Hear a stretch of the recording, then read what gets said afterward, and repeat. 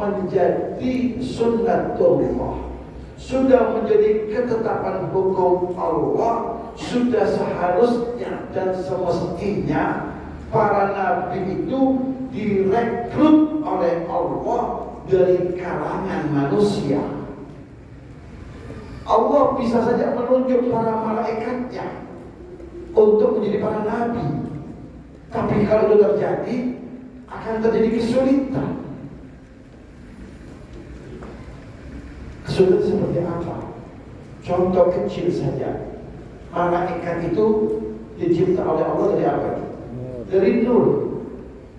Salah seorang sahabat Nabi itu pernah secara tidak sengaja melihat Jibril alaihissalam. Dalam hal ini Sayyidina Abdullah ibnu Abbas. Sayyidina Abdullah ibnu Abbas itu punya kebiasaan. Di pagi hari dia datang ke rumah Nabi. Satu, dia masih kecil, sekitar umur 6-7 tahun. Untuk apa? Menimba ilmu dari Rasulullah SAW. Salah satu, kenapa Sayyidina Abdullah Abbas disebut dengan Habrul Ummah? Karena sejak usia dini punya kecenderungan mencintai ilmu pengetahuan. Datang ke rumah Nabi, duduk mendengarkan sabda-sabda Nabi, pertuah-pertuah Nabi. Itu yang dilakukan setiap hari. Hari itu beliau tidak berkunjung ke rumah Nabi seperti kebiasaannya. Namun dilihat Nabi sedang ada tamu, dan Nabi sedang berbincang-bincang dengan tamu itu. Melihat itu, dia kembali. Jadi masuk kembali. Itu sopan santunnya Sayyidina Abdullah, yakni mengganggu Nabi Sahibul Bait yang satu sedang ada tamu yang bertandang ke rumahnya. Setelah beberapa saat beliau kembali lagi kepada Nabi. Seraya melapor, ya Rasulullah, aku datang ini jam 7, biasanya jam 6 datang, bukan telat. Tadi saya sudah berkunjung kemari tepat waktu jam 6, namun aku lihat engkau sedang ada tamu, jadi aku kembali kemudian. Kata Rasul, apakah engkau melihatnya, wahai Abdullah? Kata Rasul, kata Abdullah, benar wahai Rasul, aku sempat melihat tamumu itu. Rasul menjelaskan, tahukah engkau siapa dia? Kata Abdullah bin Abbas mengatakan, Wallahu a'lam, Allah wa Rasuluhu a'lam. Aku enggak tahu wahai Rasul. Kata Rasul, dia adalah malaikat Jibril. Dan kelak matamu akan buta karena engkau telah melihat secara langsung malaikat Jibril itu. Kelak matamu akan buta. Kenapa? Enggak tahan retina kita ini adalah benda yang sensitif dan lemah karena cahaya yang jutaan kilowatt itu pasti akan terbakar. Dan benar juga, tatkala Sayyidina Abdullah ibnu Abbas mengalami kebutaan, justru apa responnya? Kalau kita mengalami kebutaan, mungkin kiamat sudah, ya, merasa seperti apa? Tapi Sayyidina Abdullah ibnu Abbas saat mengalami kebutaan, Alhamdulillah, berarti aku benar telah pernah melihat Jibril. Nggak bisa kita bayangkan kalau para nabi itu dari kalangan malaikat, maka umat ini semuanya menjadi umat yang secara keseluruhan semuanya buta.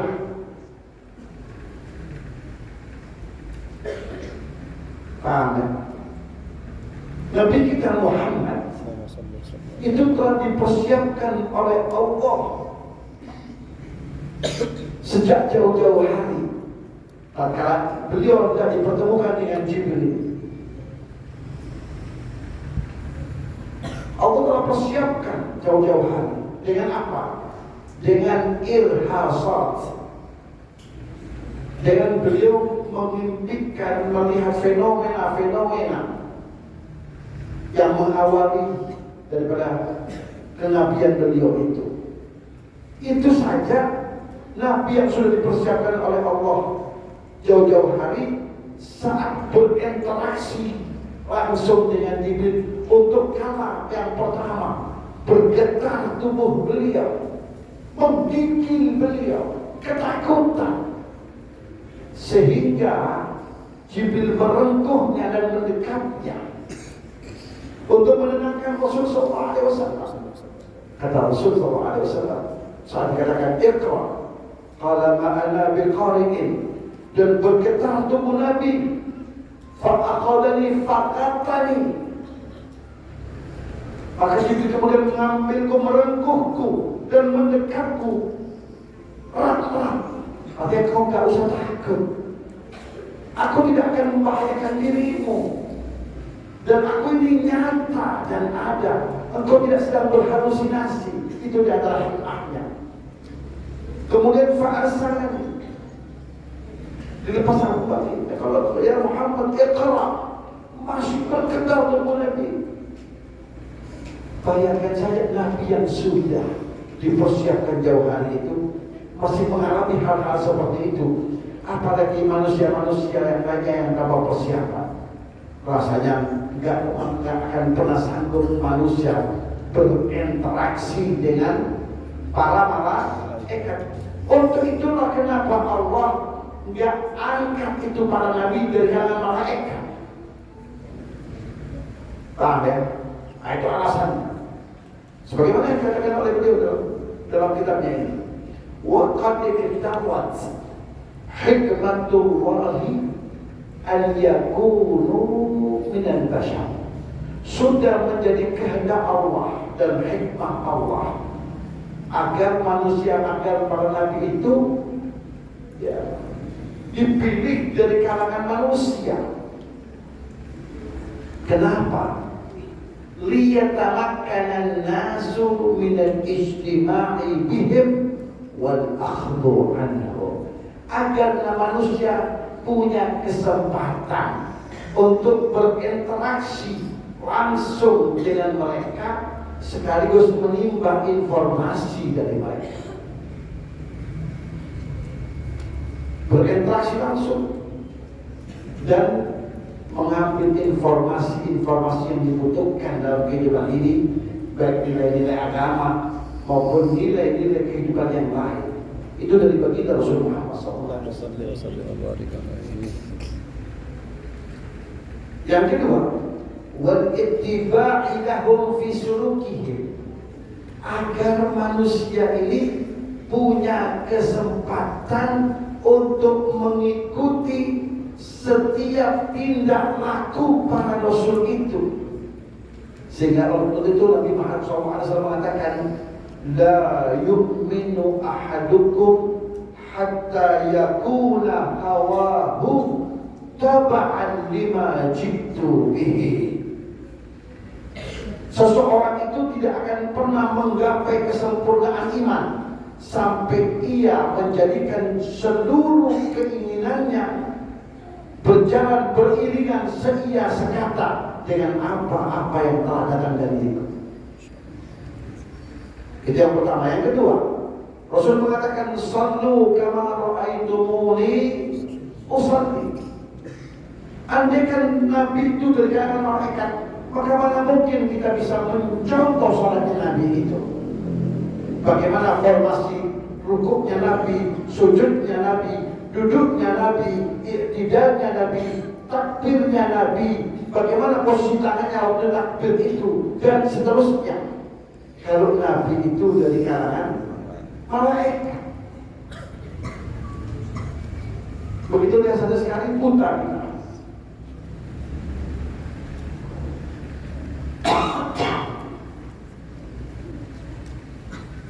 Maka dikatakan beritiba ilahum fi sulukihim.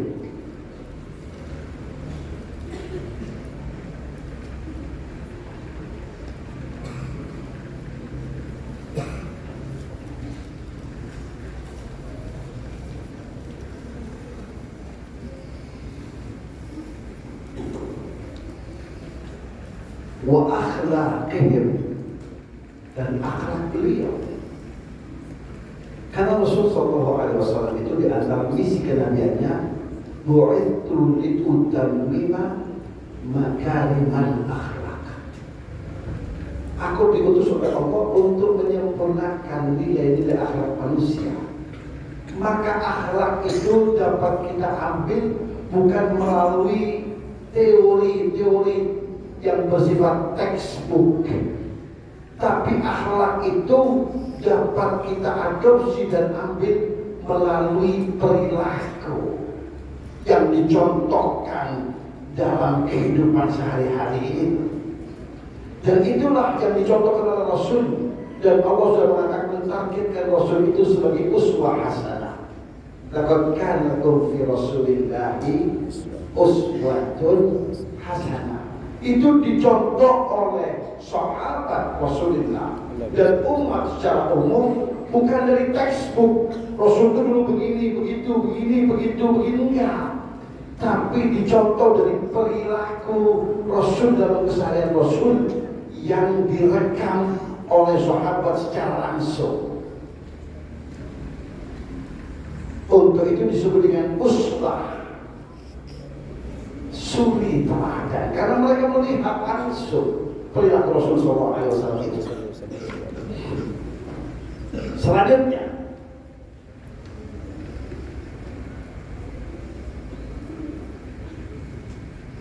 wal bashariyatu hiya ainu i'jazihim. Maka jika para nabi itu diangkat dari kalangan manusia, maka sifat-sifat kemanusiaannya itu justru inti daripada mukjizat mereka sebagai nabi. Kalau misalnya diangkat dari kalangan para malaikat, manusia kafir yang mengatakan iya, dia kan malaikat, bukan kita. Nggak ada kesetaraan. Karena mengatakan Nabi begini, kan kau harus bersama. Kan dia malaikat, kita kan manusia. Maka sifat yang melekat dalam diri mereka sebagai manusia itu ainu i'jazihim.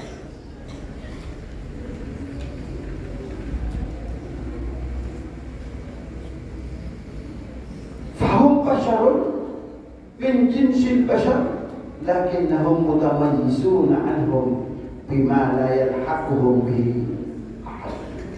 Maka mereka itu memang manusia, dan dari jenis manusia, hanya saja mereka itu mutamayyizun, mempunyai keistimewaan. Keistimewaan itulah yang membedakan antara mereka dengan manusia pada umumnya, di mana manusia-manusia yang lain tidak akan pernah dapat menyusulnya, apalagi menyamainya. La yalhaquhum bihi ahad. Oleh karena itu dikatakan oleh sahibu Jauhar Tauhid dalam kaidah akidah tauhid menurut madhab Asy'ari, madhab kita, itu dikatakan walam takun nubuwatun muktasabah walau raqa fil khairi a'la aqabah. Sifat kenabian itu bukan sesuatu yang bisa diupayakan. Ada seseorang sholat tahajud setiap malamnya 1000 rakaat, ditanya kenapa? Oh, saya pengen jadi nabi. Nah, nggak mungkin. Puasa tiap hari sepanjang hayat, dan kenapa? Saya pengen jadi nabi. Itu nggak bisa. Karena kenabian itu bukan sesuatu yang muktasabah, yang memungkinkan untuk didapatkan dengan sebuah upaya, sebuah ikhtiar. Nggak bisa. Walau raqa fil khairi, meskipun manusia yang bersangkutan itu telah menaikkan rating dirinya dengan berbagai macam amal kebaikan, a'la aqabah, meskipun dia di puncak rating kebaikan itu, untuk jadi nabi nggak bisa. Nah, maka para nabi itu punya keistimewaannya keistimewaan-keistimewaan yang nggak mungkin disusul oleh manusia lain. Paham ya? Satu kasus saja di zaman Nabi Allah Musa alaihissalam. Ada seorang manusia ini luar biasa istimewanya. Kenapa istimewa? Karena dia dididik langsung oleh malaikat Jibril. Dahsyat bukan?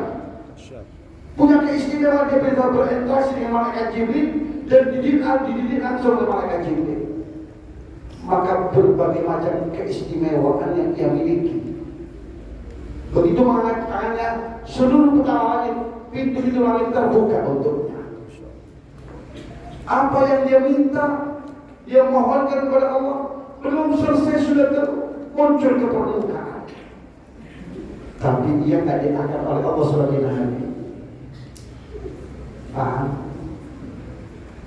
Bahkan manusia istimewa ini akhirnya kesandung juga saat dia berinteraksi dengan para pejabat negara. Itulah masalahnya ulama kalau sering bermesraan dengan pejabat negara, bisa jadi seperti Bal'am bin Ba'ura.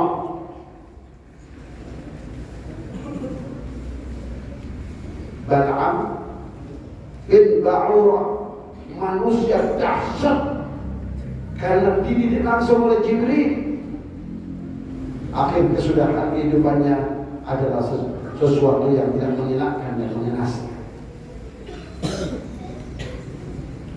Kenapa? Pengaruh mulut dari para penguasa saat itu. Ia dipengaruhi untuk melawan Sayyidina Musa alaihissalam. Jadi seorang nabi itu, kenabian itu murni anugerah Allah, dan pertimbangannya murni Allah yang memiliki kuasa. Gak ada intervensi, gak ada tim suksesnya itu. Ya. Tim sukses untuk terpilih jadi nabi gak ada.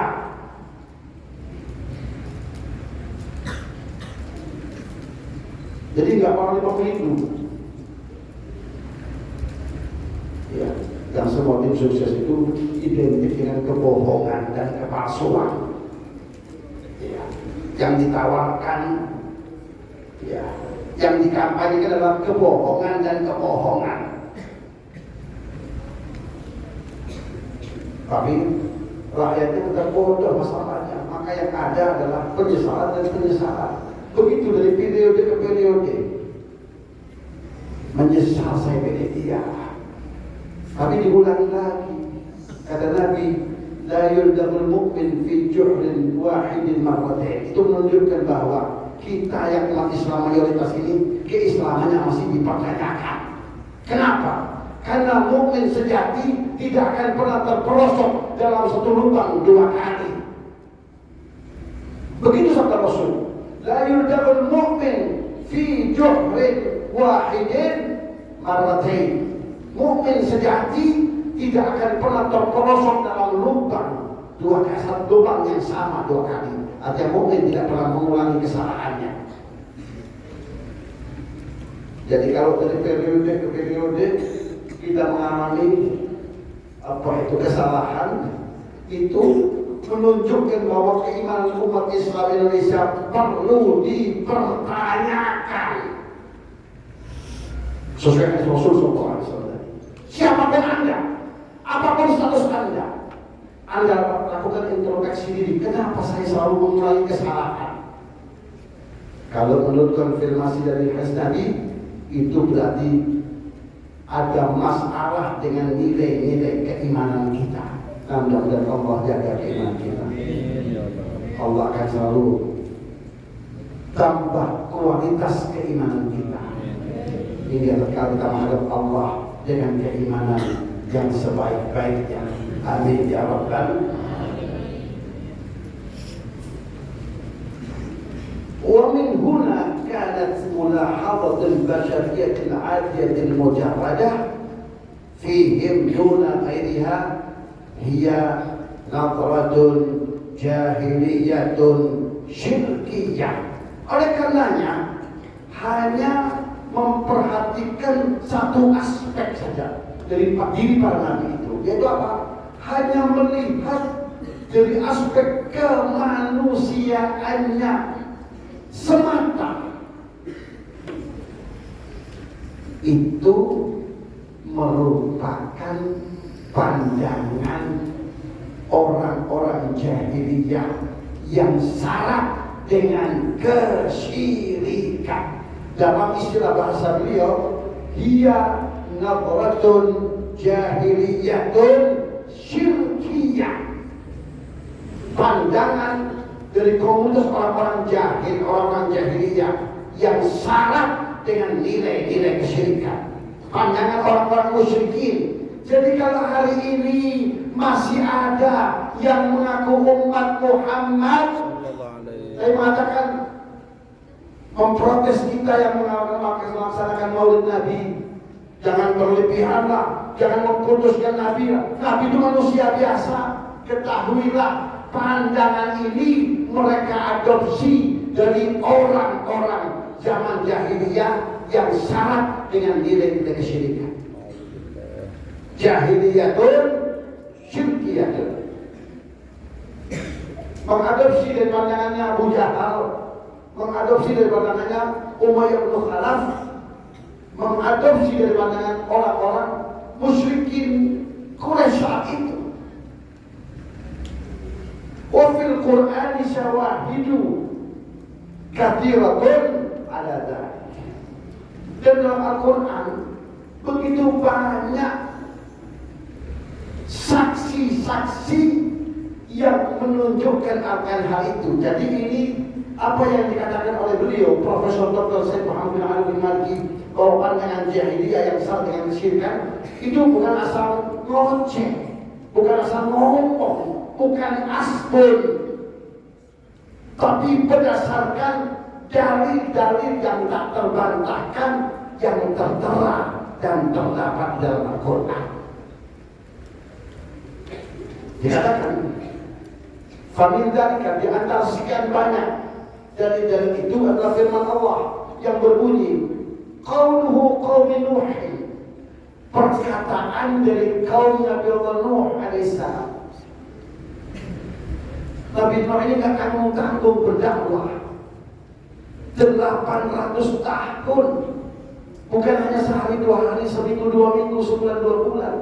Dakwah beliau menasihati umat, meluruskan akidah umat, mengarahkan umat, gak tanggung-tanggung. Kurun waktu yang beliau lakukan 800 tahun. Setelah 800 tahun, beliau hanya dapat merekrut 80 orang beriman. Artinya hidayah Allah itu bukan hal yang murah, tapi hidayah Allah itu karunia yang maha berharga. Kenapa? Karena yang 80 orang itu tidak terbilang di dalamnya putra beliau. Termasuk putra beliau, termasuk orang-orang yang menolak ajaran Nabi Allah Nuh alaihissalam, hingga sang putra termasuk yang dibinasakan oleh Allah, yaitu Kan'an bin Nuh, termasuk manusia-manusia yang dibinasakan oleh Allah dengan cara ditenggelamkan oleh Allah. Nah, apa komentar kaum Nuh yang ingkar dan kafir itu terhadap dakwahnya Nabi Allah Nuh? Famin dzalika qaulu qaumi Nuh alaihi salam fi haqqihi fi ma hakahu Allah anhu, sebagaimana yang Allah ceritakan ulang dari apa yang dilakukan dan dikatakan oleh kaum Nabi Allah Nuh. Allah berfirman, فقال الملأ الذين كفروا من قومه Maka berkatalah sekelompok orang, yaitu dari mereka-mereka yang kufur dan ingkar dari kaum Nabi Allah Nuh. Apa kata mereka? Ma naraka illa basyaran mithlana. Wahai Nuh, jangan banyak ngomong. Kami ini memandangmu tak lebih seorang manusia seperti kami. Jadi jangan aneh-aneh ngoceh pesan-pesan Allah. Kami nggak percaya itu. Kami melihatmu, memandangmu hanyalah seorang manusia seperti kami.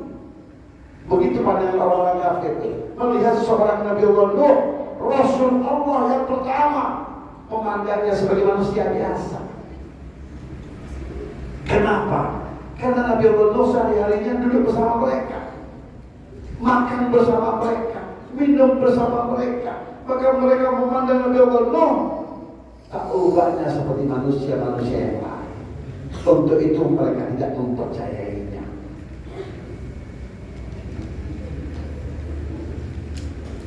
Hal itu sebagaimana yang tercantum dalam surat Hud ayat 27. Bisa dirujuk ayatnya, bisa dilihat terjemahannya.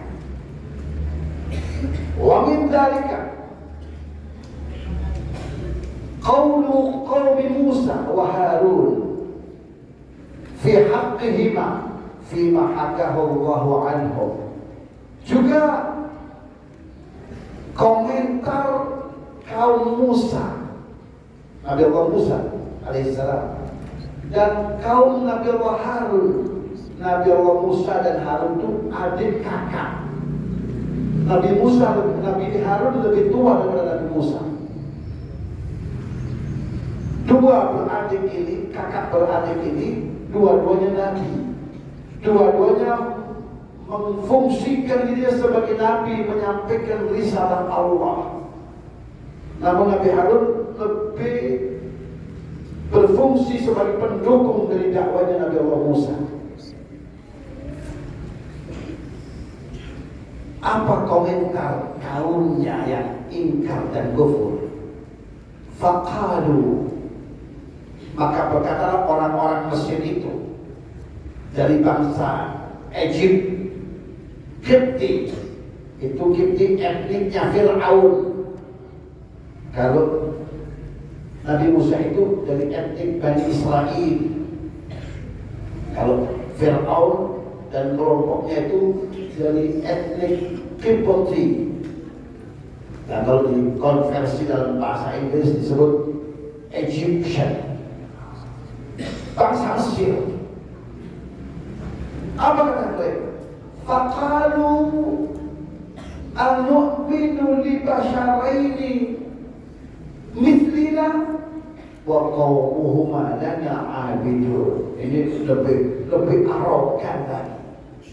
Apa kata etniknya Fir'aun itu, kaum Kipti itu? Mereka berkata, anu'minu, haruskah kami beriman li basyaraini, kepada dua manusia mithlina, yang juga seperti kami, sementara wa qaumuhuma, sementara kaum mereka berdua, yaitu kaum Bani Israel, lana abidun, mereka itu adalah budak-budak kami. Masa kami yang para tuan harus beriman kepada kalangan kaum budak? Kira-kira begitulah pandangan seorang Fir'aun dan kaumnya terhadap Nabi Allah Musa. Melihatnya hanya sebatas sebagai seorang manusia, gak lebih. Jadi kira-kira hari ini masih ada gak yang memandang Nabi kita Muhammad hanya sebatas manusia ini? Ada gak kira-kira? Sehingga kalau ada umat yang mengupayakan untuk menghormati, mengagungkan Nabi Rasul, mereka berkomentar, jangan berlebihan, jangan mengkultuskan.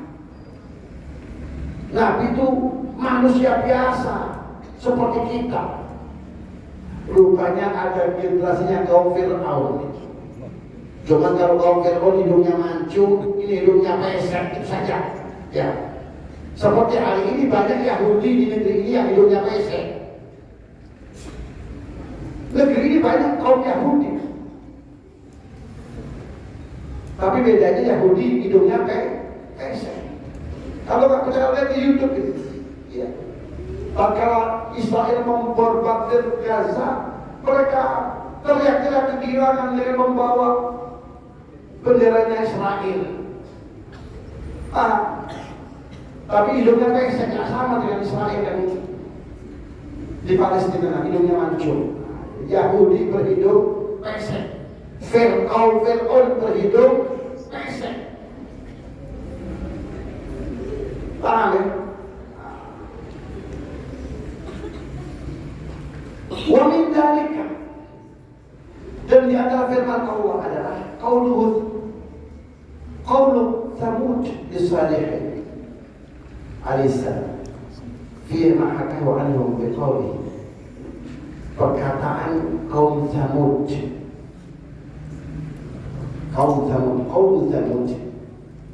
itu nama kaum lis-salihin, untuk Nabi Allah Saleh yang memang diutus kepada kaum Tsamud itu.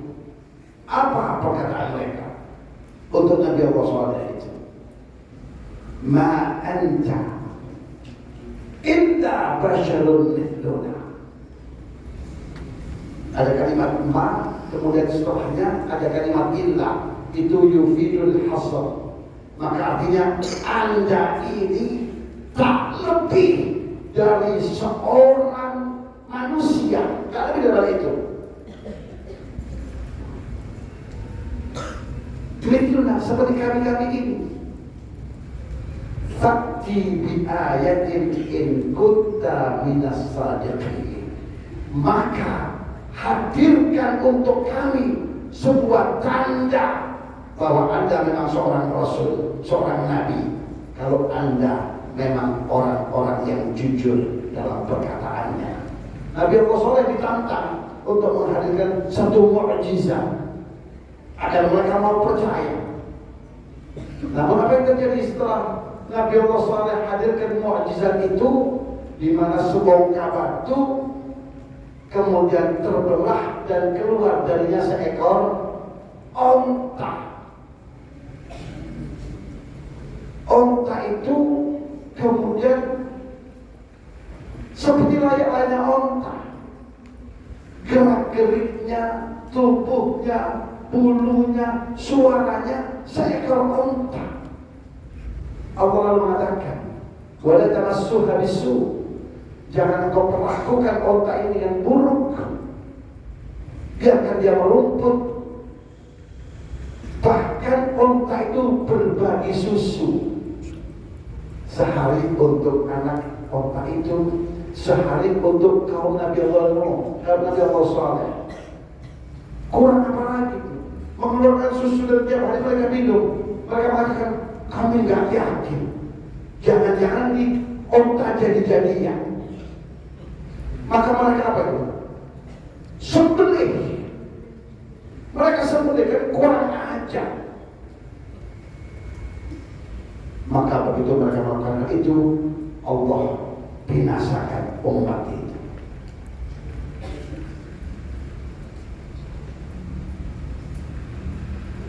Wa min dzalika, contoh yang lain itu tertera dalam surat Syu'ara ayat 168. Ayat yang lain, wa qalu ashabil aikah li nabiyihim Syu'aib fima hakahu Allahu anhum. Cerita yang lain adalah komentar ashabil aikah.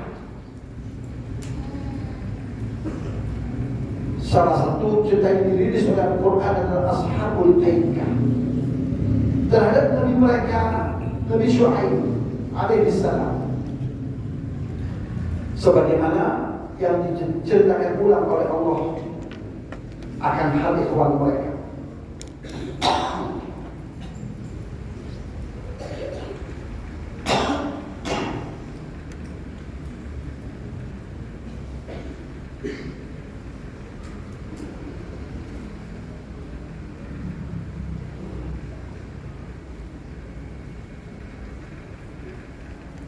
Apa perkataan ashabul aikah itu?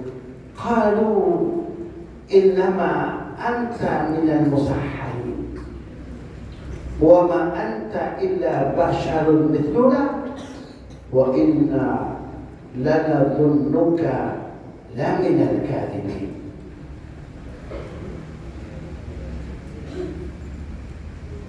Bahwasanya wahai Syuaib, engkau tak lebih daripada manusia biasa seperti kami, dan kami menyangka kuat akan dirimu bahwa engkau termasuk orang-orang yang berdusta. Artinya engkau tak ubahnya, tak lebih daripada manusia seperti kami. Itu komentarnya kaum Nabi Syuaib. Puncaknya komentar kaum Nabi kita Muhammad, dalam hal ini kafir Quraisy, terhadap Nabi kita Muhammad sebagaimana yang diceritakan ulang. Wa min dzalika qaulul musyrikin fi haqqi sayyidina Muhammadin sallallahu alaihi wasallam. Wa qad ra'ahu bi'ainil bashariyah al-mujarradah fima hakahu Allah anhu biqawlihi wa qalu ma li hadha ar-rasul ya'kulu at-ta'am wa yamshi fil aswaq. Komentarnya Abu Jahal, Umayyah bin Khalaf dan orang-orang yang sejenis terhadap dakwah Rasul itu saat Rasul mengajak mereka untuk meninggalkan, untuk tidak lagi menyembah berhala dan hanya menyembah Allah satu-satunya zat yang Maha Esa dan Maha Kuasa. Komentar mereka apa? Wa qalu ma li hadzal rasul. Kenapa dengan orang ini yang mengaku-ngaku Rasul, padahal dia ya'kulu ta'am wa yamshi fil aswaq, dia makan makanan seperti kami dan berniaga di pasar, berdagang di pasar seperti kami juga, lalu mengaku seorang Rasul dan mengajak-ajak kami untuk meninggalkan agama nenek moyang kami. Jadi pandangan orang-orang musyrik itu dari generasi ke generasi selalu memandang dengan pandangan yang sama terhadap setiap Rasul yang diutus mereka. Apa itu? Memandang para Rasul itu hanya dengan pandangan sebelah mata, memandang mereka tak lebih daripada manusia biasa. Maka jika hari ini masih ada orang-orang yang punya akidah seperti itu berarti manusia-manusia yang mengadopsi akidahnya para kaum musyrikin. Dan mudah-mudahan Allah jaga dan selamatkan akidah kita. Amin ya rabbal alamin. Wa sallallahu ala sayyidina Muhammadin nabiyil ummi wa ala alihi wa sahbihi wa sallam. Walhamdulillahi rabbil alamin.